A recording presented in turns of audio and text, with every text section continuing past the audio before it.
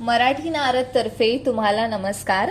आध्यात्मिक राजनीतीचा आगाज, मराठी नारदचा प्रादुर्भाव, जीवनशैली आणि वृत्त समीक्षा शास्त्रप्रमाणे।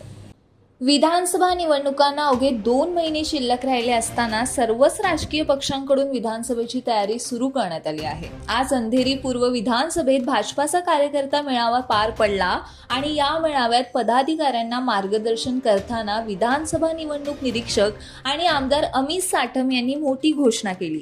अमित साठम यांच्या या घोषणेमुळे शिवसेना शिंदे गट आणि भाजपा या दोन्ही पक्षांमध्ये वादाची ठिणगी पडू शकते।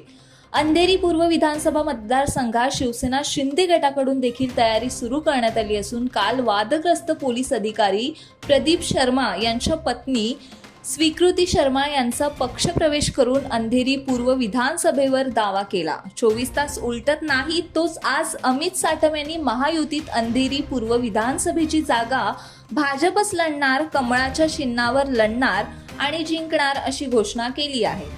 त्यांच्या या घोषणेमुळे कार्यकर्त्यांमध्ये मोठा उत्साह पाहायला मिळाला। मात्र अंधेरी पूर्व विधानसभेच्या जागेवरून अमित साठम यांनी केलेल्या दाव्यामुळे शिवसेना शिंदे गट व भाजप या दोन्ही पक्षात उमेदवारीवरून वादाची ठिणगी पडू शकते।